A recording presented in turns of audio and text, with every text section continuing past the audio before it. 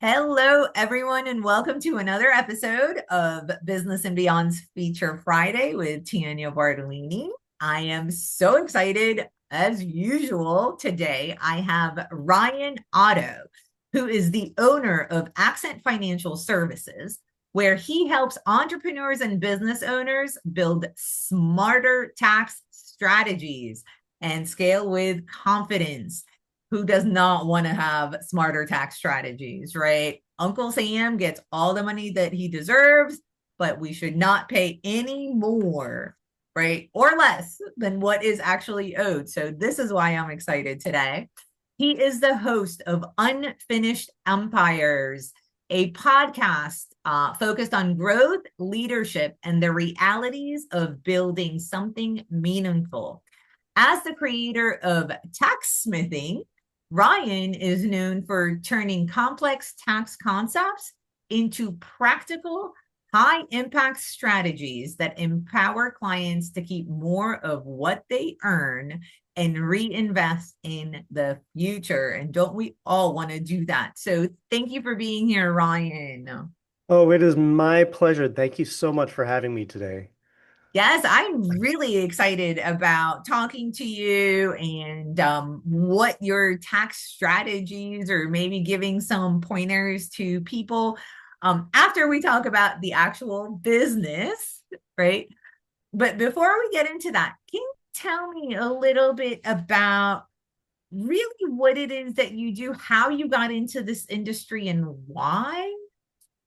Yeah, so I I've been in accounting for 26 years now. It's been a little while. Got into it completely by accident. I was going to school I was doing biochemistry at the time, and I What? just needed a side job, and accounting position opened up. I was like, hey, I'm pretty good at math. And man, one thing led to another, and just over the years, I took on more and more roles in accounting departments. And I think it was 3 years into my career, I was already running an accounting department. And it's kind of gone since then. And a little while back, I was looking for an investment company, and I got some good advice from a friend just before I bought a nail salon. And they said, yeah, if you don't know how to do nails and you don't know how to speak Vietnamese in this case, like maybe you shouldn't do that. And I said, okay, so I should buy a business that I know about then. That's probably good advice. And yeah, and I bought Accent, the guy who had it before and built it. Uh, he he passed away at the young age of 96 Wow. and was still enjoying this and had a great company. And so I bought it and continued to do all the things that I have learned over decades now. Um, but now it's all mine. That's fantastic. So, is this the first business that you have owned? Oh, definitely not. No, I've had I started working with my dad doing invoicing when I was like 14 years old. My dad was a serial entrepreneur. We did a couple of different things together, him and I. I've had a consulting company before. I've had I did task force labor for hotels for a little while. A bunch of things. So, No, this is you're an entrepreneur, yeah, I can't stop myself. I think right now I have 7 different businesses. but nice. So, did you start all of them except for this one? Did you buy some, start some? I mean, The rest I have all started. So this one was unique in that I bought what somebody else had already started to grow and do. And it's definitely a different kind of experience than building it from scratch. In good ways and bad ways. yes. So this is another reason why I'm excited today because most people think, okay, let me just start my own business. I'm really good at whatever it is that I do. I'm tired of making money for my boss and not having any freedom. So I'm just going to start my own business. But I want everybody to understand that there are other options. Just like Ryan here, you can buy an established business and continue to grow it and run it and just make it your own. Um, so I'm really interested in your perspective and what you have had, what experiences you have had with buying and purchasing an existing business. But before we do that, so you're a tax strategist, not just a CPA. Yeah. Well, I'm not a CPA at all. I'm a certified tax advisor. Okay. So it's my focus is on building strategies for people. Okay. So where do you see your industry going and what makes you different? Yeah, well, so interestingly, the tax and accounting industry as a whole, um, over the last several years has been in decline in the number of people wanting to be in the industry at all. And the number of people who have retired from the industry has been a lot. So I think it was like a 3-year period. We lost something like 600,000 people out of the industry. Wow. So it hasn't been, it's in the decline. Uh, Number one, there's not that many people that want to get into it these days. Number two, a lot of the people getting into it, a lot of the smaller, medium-sized firms have been getting bought out by private equity. And, love them or hate them, there's certain ways that they do things. And talking to colleagues and seeing, how people feel about some of that stuff, there's not a lot of good feelings about it. So there's people that leave the industry because of that as well. So so then you take all of that and you add on the fact that AI can now, almost all of them can go past the CPA exam now. And you've got all of these things that will just do all of this work for you. I don't know. It almost seems like a tough industry to be in, but then I also know that we need humans involved in it so much. The people that come in here looking for help, they're not coming in to talk to a robot. They're like, I say sometimes when you get to the point that you have to come in and say, hey, I've got this IRS letter, or I know I haven't done my taxes for a number of years and I need to start doing some of this stuff. They're coming in kind of a vulnerable position. And you need people for that, right?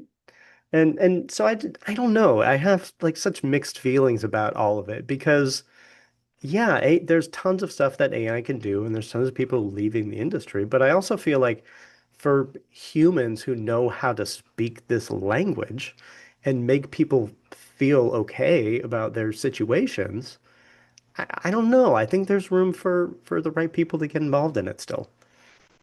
I have to say, I love AI. I think it is absolutely amazing the leaps and bounds in technology that we're doing. But I also, like you, feel like humans always have a place, right? I mean, even without AI, any kind of information that you want, you can find online, right?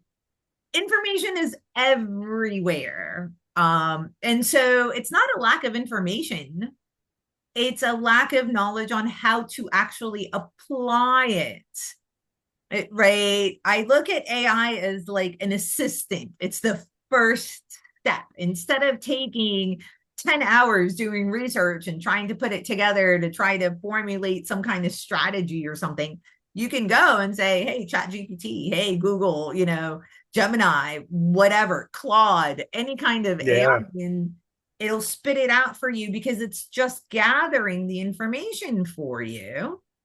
Yep. And then as a human being, you need to read it, vet it, see what else you need to dive deeper into, what makes sense, what might not quite make sense, right? At the end of the day, we're all human beings and we can talk to each other a lot better and differently than a robot can talk to us. Um, Yeah. so there's a lot to say about feelings. We are made with feelings and brains, right? Like, Well, right. And being able to, you sit down with a person and you can see how they're feeling. And if you say something and they make a funny face, you're like, "Oh, okay. Do I need to stop, like talk a little bit more about that?" Like we can do that as people and, maybe AI will be there someday soon, but uh not for right now. And I just, it, it's definitely so not right now. yeah, but like so much of what this business is, like there's the number side of things, but there's also the people side of things, and that's really important. It is. And, I would think, especially with your industry, you know, most people don't know what's out there, what's available, what they need to ask, what part of their life actually matters to tax strategy, Yeah, right? Like most people don't know that they can hire their all of it. see, that's the thing. And so even with I can go and say, hey, give me a tax strategy. This is, who I am and what I do, but it doesn't know to ask me questions, Right. whereas Yeah. someone like you would, because we're building a relationship. You're trying to figure out who I am, how you can help me best holistically, not just my question, right? Yeah. Yep. Yeah, That when we sit down and talk to clients about stuff, I ask about, what's your medical insurance and how old are your kids and what do they like to do and what's your retirement planning and like the scope of what we look at is very broad because any of those things might come up in the strategy. Like, hey, so your insurance is this. Well, did you know that, next year when you sign up for insurance, sign up for a plan where you can get an HSA because there's a whole different thing that you can do with that. Or, your kid is 10 years old and you've got a business. Like, are you paying your kid? Because it's a pretty cool strategy to pay your kid and, lots of other benefits that go along with that. But yeah, if you just like, here's my tax return, what can I do? I don't know. There's only so many things a computer's going to spit out, right? exactly. So that's wonderful that we're talking about this. Because I do love AI, right? I really do think it makes things so much easier. And I am not worried about it getting rid of humans because of the fact that there's so much more that is needed from us that AI cannot deliver, right? But it is a great assistant. It, Yeah. so I love that and are you using it in your business? Yeah. So like a year and a half ago, when ChatGPT was, the king of all the AI stuff, yeah, I trained the whole team on how to use it. I put the desktop version on everybody's computer. I built a whole bunch of custom GPTs. It's like Nice. I have, and they're all like funny names. So I have Ingrid, the IRS person, and so you can feed her an IRS letter, and she'll tell you, in a specified format, this is everything that what this means and how to explain it to somebody and do all these things. So I started with ChatGPT like a year and a half ago. And the last couple months, I've been moving to Claude, and Claude Cowork and Claude Code has been a whole different world for me of what this can do now. I'm I'm like this close to introducing it to the team, but right now it's mine, and I have a lot of fun with me and my BFF Claude. I love it. So we have been talking about some actually obstacles right? And opportunities in business and how Yeah. we're using it, right? Yeah. AI is absolutely a very, very powerful multiplier for people wanting to have their own business and do lots and lots of things. And it is so cool that you can talk to a computer and say, here is my vision of what I want the company to be. I don't know anything about marketing. How would I make a marketing strategy to get to where I want to be? And it will tell you, and it will tell you all the things that you need to do over the next 12 months to get to that point. The and having those tools is it really is great for people. The only thing that I see as kind of a downside to it is you don't know if it's right or not. And so having like you have to have other education and sources that goes along with trying to learn everything from this because I know it's a lot less than it used to be, but it'll just make stuff up sometimes. And if you don't know that it just made it up. So, as wonderful a tool as it is, right? And sit down with it, build your business plan, build your marketing agents, do all of that stuff. But as an entrepreneur, you got to learn about those things for real too. Yeah, And that's tough. it is because we automatically assume, oh, it's AI, it's going to put everything correctly. However, garbage in, garbage out, right? Yeah. There's all kinds of misinformation on the internet where AI goes and gets its information. So we have to vet it, right? We have to look at it and do more research and figure out what it's doing.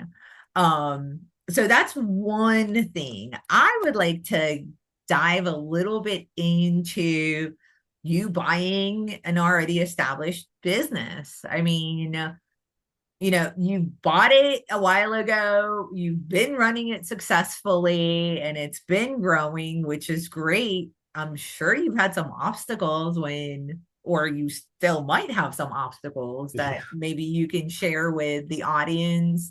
And more importantly, how have you overcome those obstacles? Yeah. Well, so one of the key things I would say for me, it wasn't buying systems, it wasn't buying a building, it wasn't buying a product. It was more or less buying clients. And and there was a reputation that went along with the company, and there was a bunch of clients, and there was a bunch of team members. And in taking all of that over, right, on paper, it looks a certain way. And it was a cash flowing business. So rather than starting from scratch and saying, okay, I'm gonna go advertise and maybe try to pick up, five new tax clients this week. Well, instead of that, I bought 1,000 clients, which was already running and it was already cash flowing. And so like, okay, that's a great idea. I don't have to spend all of the effort that it would take to make all of this from scratch.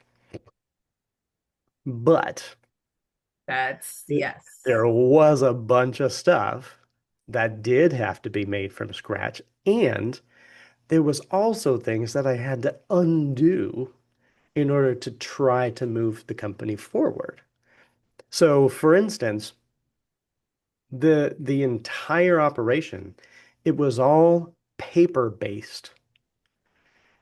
So you imagine it came with 5 years of tax files for 1,000 clients. I we had to get a building that was big enough just to hold all of the file cabinets. That wasn't in my that wasn't on my radar, right? When I got it, I'm like, great. I'm a techie kind of guy. I'm gonna make it all digital. I'm gonna be able to just take this and make the whole process electronic. And I've done that, but it did take me a couple of years to work through that process. Not only because the process didn't exist before, but the employees didn't know how to deal with it, and the clients didn't know how to deal with it. So it's taken us years to get everybody comfortable with not having to walk into the office and drop off their paperwork. So that was a whole thing. Um, and learning how to do sales and marketing strategy was a whole thing too because they never had that before. It was a paper-based business. Like this company's been around for 40 years, but it was all referrals. And I said, okay, well, I would like it to be more than just referrals. So I said, okay, well, so the first thing I'm going to do is I hired a girl to do social media stuff. And I said, just start putting content out there so that it looks like we're alive. I don't know what the content was. It never grew into anything. I mean, we had hundreds of posts on Facebook, but nobody looked at it because we didn't have any followers because there wasn't a strategy to build that because I was trying to build this. Okay, And I'm going to stop you right it's a there. lot. It's a It, lot. it is. It is. So whether you buy an existing business or you start your own business, there are similar obstacles, right? One is how do you make it your own, which Hmm. is you digitized everything and you changed it from a paper-based business to a digital-based business, which is more efficient, right? Less costly, more Yep. profitable. And you did that, but it's taken you a few years, and that's okay, right? It is. Because you're doing all kinds of other things at the same time. The other thing I wanted to really bring to light again is the fact that you said you hired someone, they posted, you had thousands of posts, and it didn't go anywhere. A lot of, including myself, okay, been there, done that, right? And I'm sure a lot of listeners are going, oh my God, that's what is going on right now, right? And the thing that you said that is so important is the fact that the reason was there was no strategy to get clients. It was just let's post on social media and be present, let people be aware of us. And that does not necessarily get you clients, Yeah. right? So there has to be a strategy behind your marketing. There has to be a strategy behind your sales for your business and what you're doing. More especially with social media. So please continue. You figured out, okay, there had to be a strategy. What did you do? Yeah. Well, I mean, still working on it. But we've definitely changed how we're putting stuff out. But for instance, I'm here because for this year, our strategy is talking to humans and making content and stuff that people will actually engage in rather than just a little thing that, you scroll past it and you're like, oh, that was nice. Because that's where people's brains are right now, is you just keep scrolling. And it takes something interesting to get people to stop scrolling. So, so for us, that's what we're doing now is exactly what we're trying to do differently than just posting stuff on social media. And the industry that we're in, if you just post a bunch of stuff about, hey, have you checked your P&L? Um, no, they haven't checked their P&L and they're not gonna. And why are you talking about it? And nobody's gonna click on that.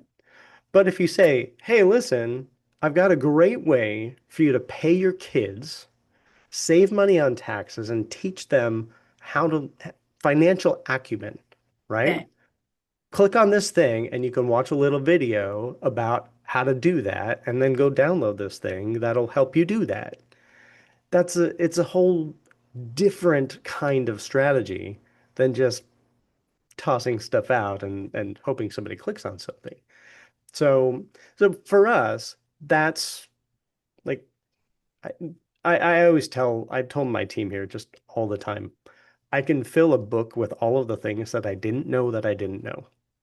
And that was among them is okay, well, I didn't know that I needed some kind of strategy. I just thought people put stuff on social media and other people clicked on it. Good. See, and I love that you just gave us this example because it shows that, okay, first off, I think that checking your P&L on a monthly basis is imperative to running a business. Hands It's a down. must. It's a Okay. must. It is a must, but people don't like numbers. People are not a dork or a geek like I am. So, they're not going to look at it, which is why they need a tax strategist or someone there to be able to look at it and give them their analysis of where Yeah. the company is, what it's doing, where it's going, right? Because that's what the P&L shows you. Um, but the other point that you made was to post things that get people engaged and not necessarily just, hey, look at your P&L. Yeah, people know what they have to do. They just don't want to do it. Telling them what they know they have to do is not going to get any kind of engagement. Yeah. But looking at what they are interested in, what solutions they might have, what opportunities they might have, and putting that in the forefront, I think is going to be a much better strategy because you're going to have more engagement, right? What you said was people are going to keep scrolling until they see something that they are interested in. Right? Yeah. Anybody who has a business and kids, I would assume would be interested in, oh, how do I pay my kid and teach them financial acumen and save on my taxes all at the same time? What? Yeah. Yes. Yeah. And I will say too, um, being of the entrepreneurial mindset, I frequently have this thing in my brain where I need to learn all of the things to do all of the things because it's me and I got to do everything. And I'm pretty sure early on, somebody told, like, I had a PR girl who was helping me with some stuff early on. And I'm pretty sure she told me that you should do stuff that's going to be engaging years ago, right? But I wasn't in the right place to understand this is what engaging means and this is what to go do about it. And and I think there's experts out there for almost everything. Sometimes you got to find the one and you got to understand that, okay, this is not a thing that I can learn all of this stuff and be able to run with it. Number one, because it's not my strength. Like sales is not my strength. That's not a thing I do. Um, Sitting down and building, crazy Excel spreadsheets, that is my version of art, right? I can do that. But but there's a bunch of things that I can't do. It's not my thing. And over the last few years, I have learned enough that I know the experts that I now need to find. See, and I love that. I love that. Strengthen your strengths and delegate your weaknesses, right? Because we all have our zone of genius. And you give me an Excel spreadsheet and tell me to make this crazy thing. No, thank you. I could do, a little bit of budget projections. I could make sure that I'm budgeting or follow my P&Ls, but tax strategies and putting in all these crazy things, that's not me. And that's why we have people like you, right? Um, but that's where I think we are all conditioned to strengthen our weaknesses, right? When you're in school and you get A's on Mm. everything and a B or a C in one subject, it's like, oh, you have to work on that subject to get your grades up, right? Instead of, oh, great, Mm. you're great at math or you're great at literature. Let's continue that path. It's always no, no, no. Let's concentrate on what you're weak at and make it better. And so I think as we go into business, our focus is how do we make ourselves better in everything rather than how do we just strengthen what we're really good at, be good at it, and let everybody else who's good at the other things do their thing so we can all grow together, right? And make it Yeah. better product. So I love that you said that, and that you practice that. So Yeah. thank Now I do. I didn't you. always. And I'm sure there's still things that I'm doing now that I ought to find somebody else to do too. And and maybe that's as you grow and you learn more things that you didn't know that you didn't know. Um, I like 10 years down the road, what is it supposed to look like for me? And 10 years down the road, do I want to be the guy doing the tax strategies, or do I want to be the guy who has a company with 20 people that do tax strategies? I think I'd rather have that. But in order to do that, it's going to take a lot more people that know a lot of things that I don't know. So it's all growing, right? It is. It is. And I love that you have that because without a growth mindset and without understanding that there are so many things you don't know, right? You're never going to be able to get to that other level. Because if you're just comfortable and you know what you know and you're just going to continue to do it, you're just going to continue to get the same results, right? Yeah. That's just math and science, So I love that you're doing that. Now, I'm going to like shift gears a little bit and talk about what is working in your business and how did you get that to work? Well, so I will say, so we talked about AI. There's some parts of AI that are working very well. Nice. So we have a little while back, I I was watching I think I was watching a podcast about something, and the guy was talking about if you imagine right now, if Disney started an accounting firm, what would it look like? And it hit me weird because I'm a Disney guy. I've done a lot of Disney case studies, but my wife and I are also both Disney nerds. And I stopped for a minute and I was like, that's a really interesting way of looking at it.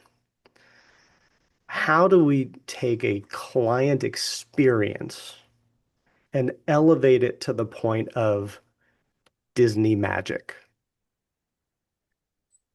And so I made an AI. I called him Walt because I'm, funny like that. Um, and anytime we have a customer interaction, we're like, I don't know, I feel like I can say this better, or we can do something else. We can feed it to Walt, and he will give us ideas about either how to rewrite it in a Disney kind of way or how to change the experience, and do some stuff like that by telling our AI friend Walt, here's what the situation is. And so that's kind of cool, I think. I think it's working. Um, we have also, I mean, some of the workflows that we have put in place are great. And I'll tell you one that's probably my favorite that we started right about a year ago. is go high level. The CRM. And Yes. and building, and we have a practice management system that manages all the files and the work and everything. But go high level, being able to have somebody, go to your web page, click a thing, and it starts them down an automation path that not only helps the clients, but it also helps us internally, where it'll say, hey, this person sent you a thing, 3 days ago. Now's a good time to call them. Good. It's so useful. Right? I love CRMs. I love management softwares. I love tracking. Right? Yeah. So anything that tracks and gives you insight or gives you, hey, here's a reminder, whatnot, it just keeps your workflows going much more nicely and you don't have to think about everything so much, Yeah. right? So I love that you're using that and it's working. Um, I will say I love the fact that you're Disneyfying, for lack of a better word, tax strategies, financial services. And nobody would ever think it's to most people, numbers are so boring and they're so complicated and so making it more fun and concentrating on your client's experience to make sure that they are having a good experience, I think is imperative to a business, especially in today's day and age, Yeah. Yeah. right? I mean, it's all that differentiates you from anybody else is how do you treat clients in a way that they're going to appreciate and remember and tell people about, right? Because I don't see anybody going around being like, "Oh yeah, my H&R Block guy was super amazing." Like, no, nobody does that. But we have people that go around and tell their friends like, "Oh my gosh, you have to go meet with this guy because he's gonna like blow your mind on all of the things that you can do." That's I, awesome. it's it is. It's awesome. It really Right. is. So how can and okay, who do you work with and how can people get a hold of you? So we work with lots and lots of people. We have the company itself grew up on a farm, and we've got a good collection of clients that are farmers. We also have people that own, 18 businesses, and everything in between. Okay. My favorite people to work with is small business owners who are just kind of getting started or just starting to see some success. And they're like, okay, I've made some money. I've proven to myself that I can do this thing. I need to learn about what comes next and take it to a different level. And I love working with people like that because everybody is already at the point that they're open-minded about what can I do differently and how can I make this really work for my family the way that I was envisioning it when I sat down and said I should start a company. And that's the most fun for me. I love it. Making a difference in generations, not just one person at a time or one business at a time. So how can people get a hold of you? Yeah, so our website is accentfinance.net. I have put way too much time and effort into the website, but everything is on there, including ways to directly make appointments with me or with the team or sign up for stuff or learn about things. There's just tons and tons of stuff on there. Um, or shoot me an email. It's ryan@accentfinance.net. Uh, I I meet with every new client that we take on. because I like to understand where people are coming from and make sure we're a good fit and we're going to be able to help people with things. And and sometimes there's people that we're not a good fit. I've got all of these different strategies and that's not what you're interested in. You're like, no, I want to play it safe and not try to do any of those things. Like, okay, well, that's fine too, you know. Um, but yeah, I'm on the interwebs. My latest thing, and I'm if I am known for nothing else, I'm going to be the guy that teaches people how to pay their kids right. So I have a special guide for people, and I'll share it with you too to share with everybody. But paymykids.taxmithing.com.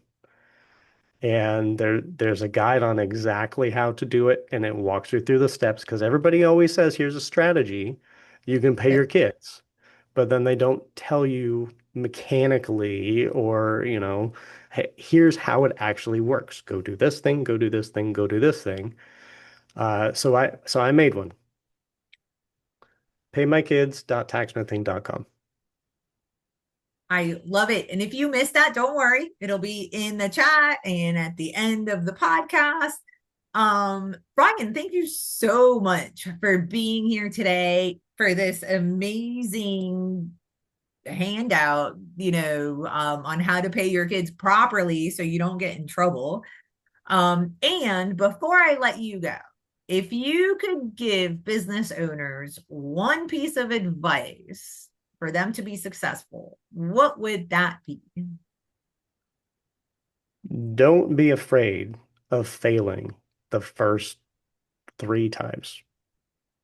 Okay. So don't be Just afraid of failing the first 3 times. That's the magic number. that's the magic number. As long as you learn, don't be afraid of failing. That fantastic. Thank you so much again, Ryan, for being here. Thank you all for listening. I hope you found this as valuable as I have. Don't forget, go to paymykids.taxsmithing.com and get your free guide and get a hold of Ryan for some tax strategies. And we will see you next time. Bye.